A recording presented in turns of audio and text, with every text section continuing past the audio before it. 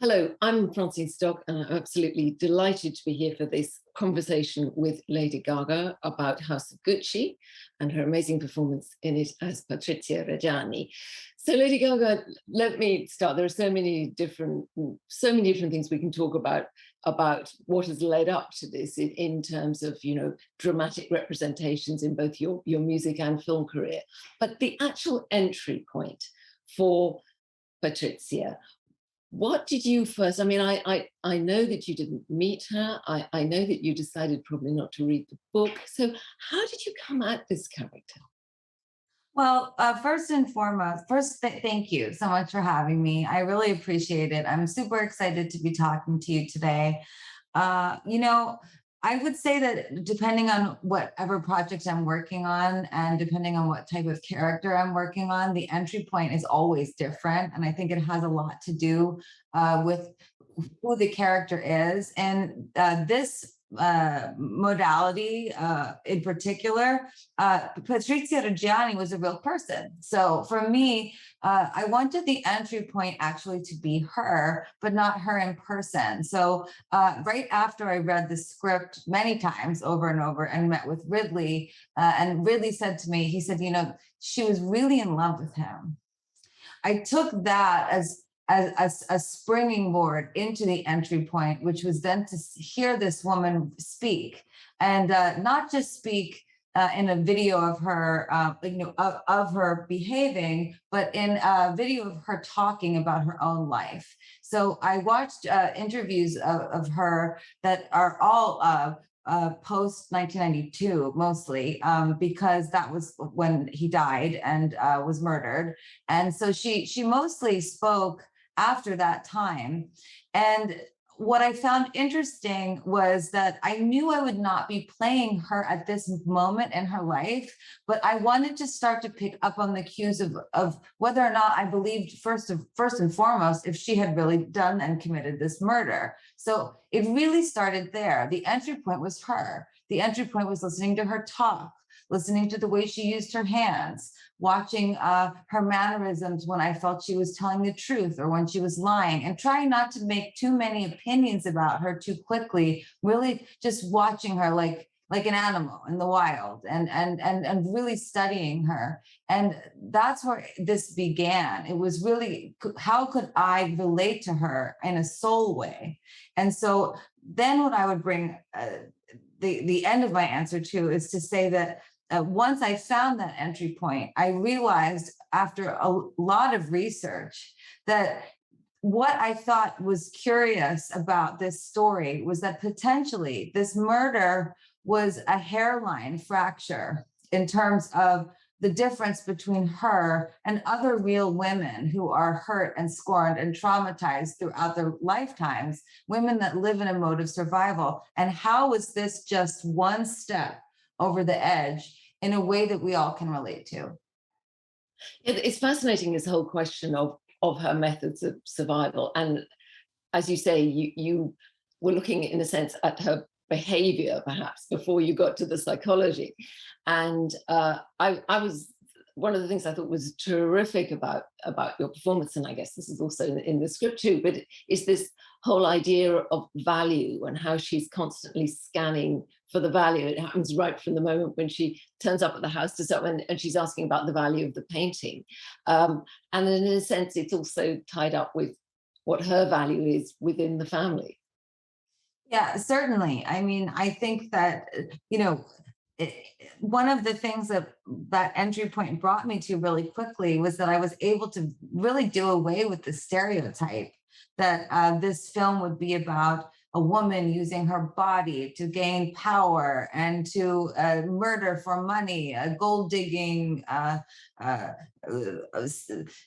value seeking woman that was seated only in things that were not substantial, only in things that were superficial, and that she just wanted to live an expensive life. I realized that this was just not the case with her. Based on the way that she grew up, Patrizia was really, really, she she never thought possibly in her lifetime she would be near anything like the Gucci's. And her mother, Silvana, I found to be very abusive in her life. The way that she encouraged her daughter at the age of 12 to look for bachelors who were rich, to sexualize her daughter at such a young age, and to have for her and her mom to have this very, like, love hate is not even strong enough of an expression to use for what they had with each other. Her mother taught her that her value was her looks. Her mother taught her that her value was her body, but her mother taught her that those things, and that Patrizia only mattered if that value was substantiated by marrying rich. So for Patrizia, what was interesting about her and Maurizio is that, she found him herself. This was her discovery. This was not her mother's discovery. But yes, this idea of value was constantly in her mind. But this was, I am now valuable, but I did this myself. And when she met him, he did not have a stake in Gucci at all. In fact, when they got married, he had no money and he worked for her father. So it's a very interesting story, because when you take a step back and you read the headlines, it looks like she married for money, when actually she married for love. And then she encouraged him, hey, I was born without a silver spoon in my mouth. You were born with this inheritance. Take control of the company. You could be so great. And I've always viewed and believe strongly that Patrizia was doing what she thought was best. She was fighting for him to be closer to his family. She was fighting for him to become something that she thought was privileged. Meaning, why would you not take this?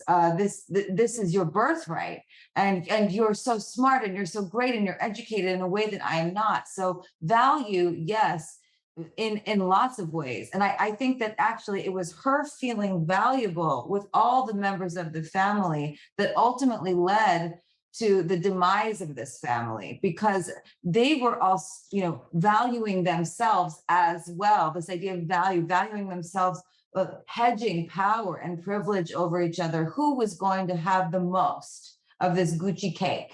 And Patricia, she was the real disaster. And I think this is something that Ridley sometimes explores in his films, is in what ways are power and privilege inherently evil, and that these men are not focused on the real problem, which is not that they're losing Gucci. There's about to be a murder. Yeah, and I suppose that whole sense of Patrizia as sort of the apparently to the outside world the insider, but in fact the outsider within the insider thing. This whole tension is really, I found that fascinating actually in just in watching the physicality too, the way that she sort of held herself within their company. And I wonder if you could talk a little bit about the evolution of that physicality as we see her over the time. Sure, I'd love to. So basically, what I would say, Francine, is that I started, like I said, the entry point was watching her behavior. So I noticed the way that she held her head and her neck. I also noticed that, the way that she used her hands. I also noticed the way that she used her voice, and I studied the accent very, very intently. And I knew that the accent would propel the body in the physical acting sense. Now, in terms of physical acting, I'm a big believer in physical acting, and I also thought it to be an interesting counterpart to my lead actor, Adam Driver, who has in this film a stillness to him that I was meant to react to at all times. So in being truly what I felt to be her physicality, there was this interesting, sort of alto soprano musical relationship between Adam and I, where she was constantly moving and she was chaotic and never as shiny and as still and prestigious as the true Gucci. Now, this was one piece of it, but then as a way of exploring her physicality, to really put it in my blood, so to speak, I studied 3 animals, and I took those 3 animals and I marked certain points in the script when she changed from animal to animal. So at the beginning of the movie, up until Rodolfo's funeral, I'm a house cat. And I viewed Patrizia Reggiani as a house cat because of her sexual nature, of her prowess, as well as her nonchalance, as well as her charm. Cats also tend to sort of touch their faces when they're seducing. And I used that to be the young her. And it helped me to give birth to something that was almost impossible to find about her. I could find information about her when she was young, but video footage was impossible to find. So I really had to kind of reverse the car, so to speak, in terms of really building her youth. Because before she was a murderer, she was an adult woman. And before she was an adult woman, she was a child. So how was I going to build the child? So the child was the house cat. Then once she gives birth to her daughter Alessandra, in real life she had two daughters. In the film she has one. When she gives birth to Alessandra and she gives Alessandra's lock of hair to Rodolfo, this, for me, this scene always represented that she was saying, okay, I'm going to give you a child in the Gucci family, and then he hands over Gucci to Maurizio. So there was this exchange that took place that I think women very often we don't talk about the things that we are willing to do in order to be loved in family, in the world, for men to respect us. Having children is one of the ways I think women try all the time to be loved. So the first was the house cat, and then at that funeral, after that he knew about the baby, she turns into a fox, because this is when she begins her hunt, because the will is now available. And there's a very specific scene right after the funeral where I see, so at the funeral, I see Maurizio come out after saying goodbye to his father. Aldo walks over to him, and I notice that he's just pulling on Maurizio for a little too long. And I feel compelled to go walk over to them and keep them together, but understand what's going on. And then during the reading of the will afterwards, there's a moment where she's sort of sniffing around as the reading of the will is taking place. And I did this by studying the fox. The fox is very playful. The fox jumps and leaps into the snow looking for mice. When it's hunting its prey, it's fun. So I allowed there to be an element of fun to the hunt for Patrizia, because again, when a fox is hunting, it's for survival. It's not for greed. It's for food. So then the third animal, I know this is a very long answer, but the physicality for Patrizia was something I spent a lot of time on. The third animal was the panther. And I studied the panther because the panther cries after it kills. And the panther can cry even after it mates or has sex. So I found that the panther was the right animal for her to turn into when she is served divorce papers at her daughter's school, which is arguably the most humiliating moment for her, meaning up until that point, there's a series of cracks in the film where she is put down by these men. But when the family attorney that she's known for decades shows up to serve her divorce papers, that primal instinct kicks in her, and then she goes into survival mode in a way where she becomes a big cat. So the arc of her physicality is small house cat to fox for fun, playful, survival, and then to something of a big cat, a feral primal animal that is starving, simply starving to be loved and to matter. Because you studied with a sort of part of the Strasbourg Institute, I mean, way back at the beginning, before your music career took off, didn't you? And so you were drawing on some of that method?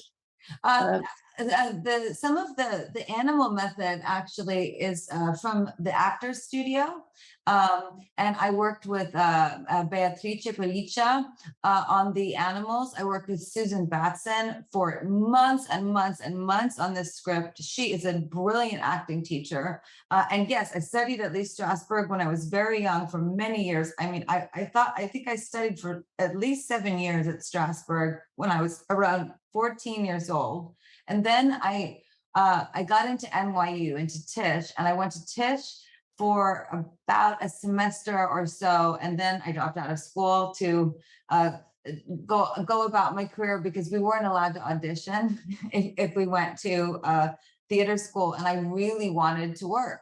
So, and I was terrible at auditioning. So I also had an interest, obviously, in music. So I was sort of doing lots of things at once. A woman that is there's sort of a witchery to what I do. I'm always creating things. But yes, I am a studied actress, and I always have been. And I think, in a way, I always put that into my musical work because I wanted to be an actor so much that uh, I allowed myself to experience music as theater, and a lot of people got to see that.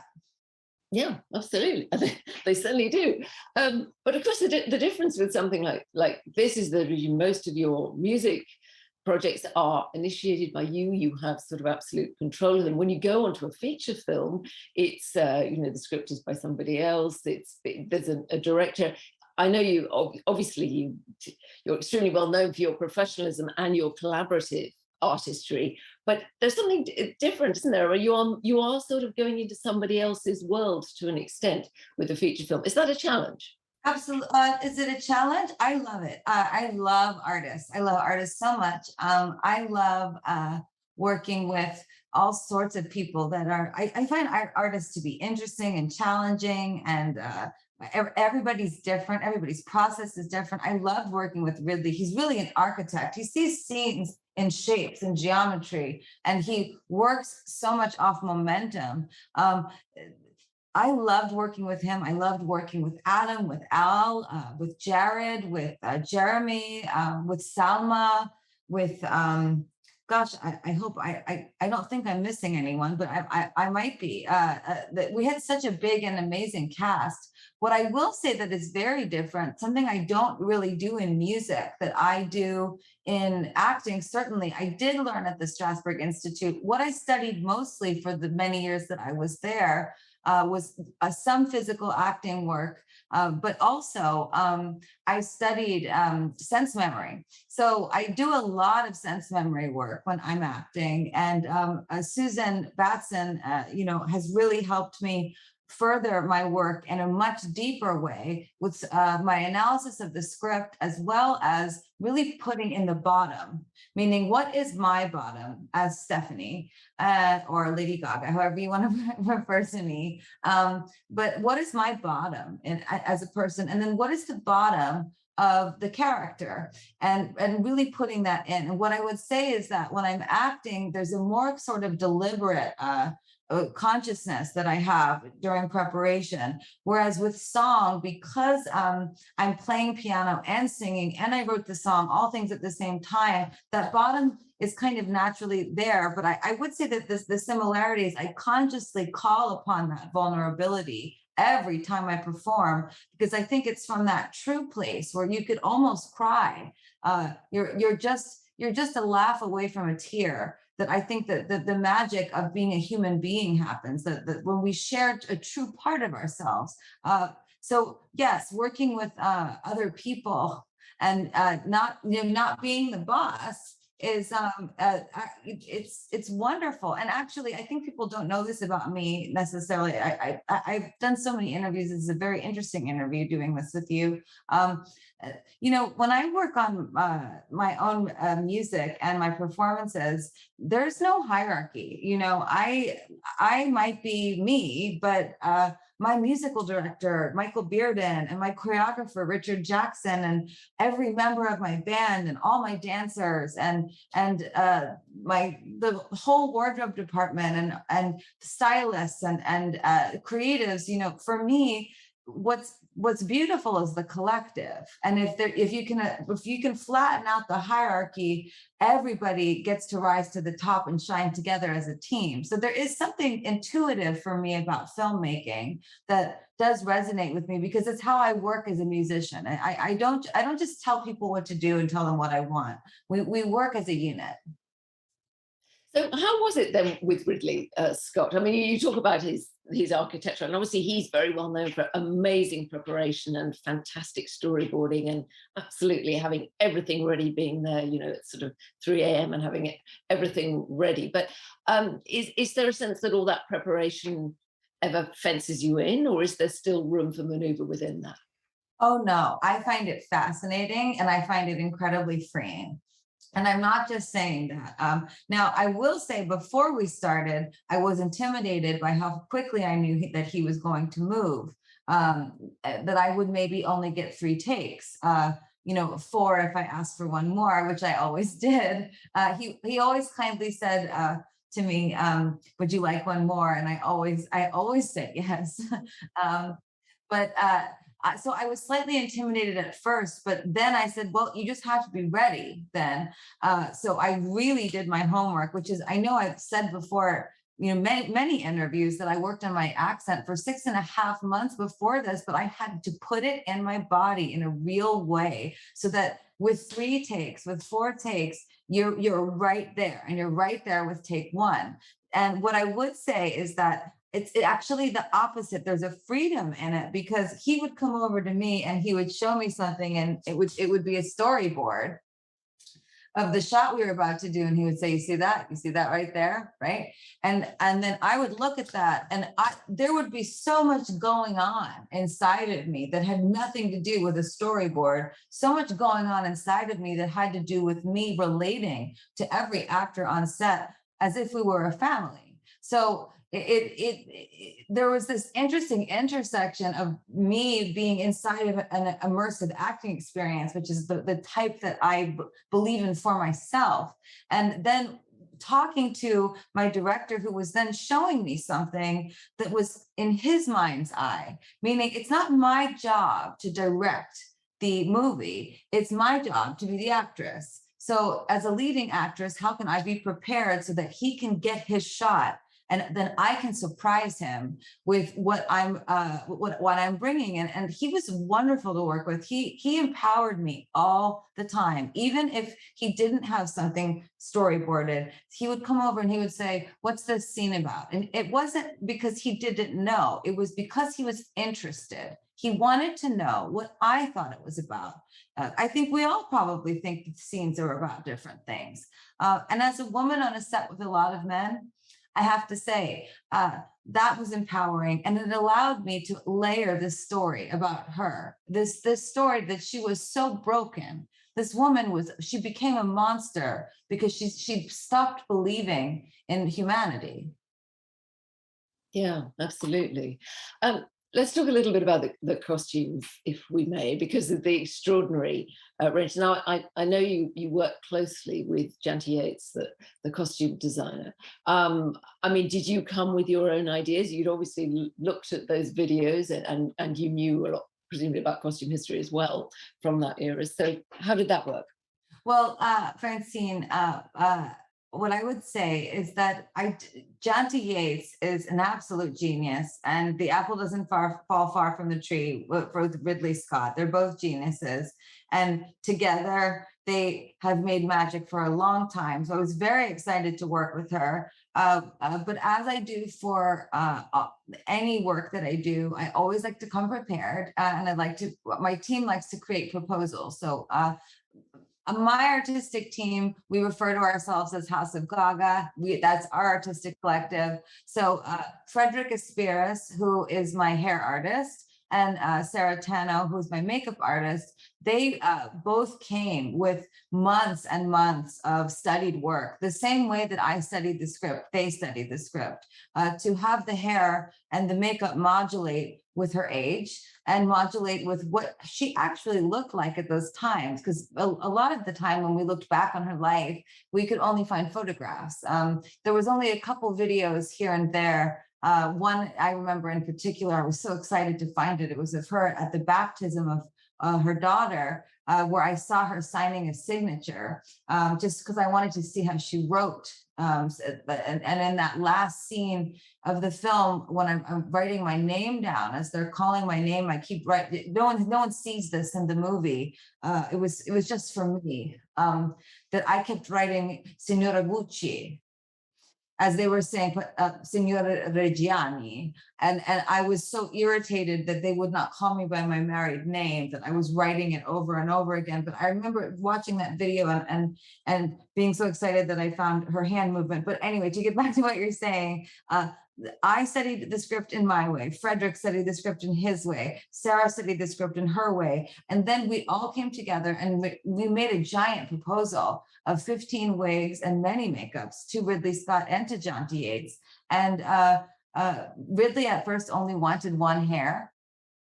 And we said, okay. And I sat with him and Frederick actually cut a wig on my head with Ridley sitting there, and we worked as a team. And then over time, once Ridley saw what we were capable of, he really just let the team work while he also gave his very specific notes. And Janti and I worked every day together on making sure that the fashion never overpowered the character, that it never overpowered the film, that it was a part of her. And what was important was, you brought up value earlier. You know, this woman, she didn't grow up around the same type of value as the Gucci, so she was never quite as shiny as them. And you notice that in the film as you're watching it, that she's a bit, Jati would say, oh, it's a bit sad, you know, like there was something a bit sad about her and the way that she wanted so badly to be, you know, posh, and she wanted so badly to be seen as chic.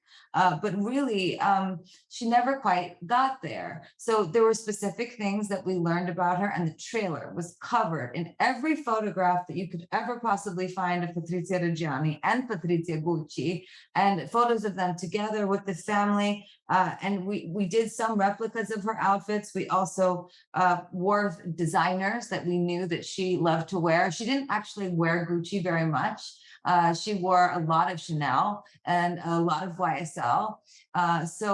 You know, I should say Yves Saint Laurent. It was not YSL back then. That was extensive as well. I'm sorry, I'm so chatty and I talk so much during interviews. And I'd really like to apologize. It's not because I'm not listening. It's just that all of these questions take me back to something that I have endless stories about, and creating her was something I could cry sitting here. I mean, I dyed my own hair brown, even though we didn't wear it in the movie, just so that I could feel my Italian heritage and bring it into the film. There's so much intricacy that goes into this, and I wore a prosthetic bald cap every day that Frederick would put on me as part of his technique, so that the hairline was always perfect. Oh, well, that amazing detail and incredible professionalism, exactly all the way through at such level. And I mean, you've done your two big screen roles that you've done so far, very, very different. I mean, clearly, you know, there's been a huge range, but you can see, looking at the acting work that you've done and the music work, it has allowed you to do so much. I just wonder, you know, and I know our time is kind of drawing to an end now, but I'm wondering what you would say now. You talk about those auditions that you didn't really like auditions early. I mean, what would you say to your younger, if you could have a word with your younger self now, what would you say? I think if I could send a bit of self-love to anyone on the planet that wants to live a life of art, I would say that you are the work of art.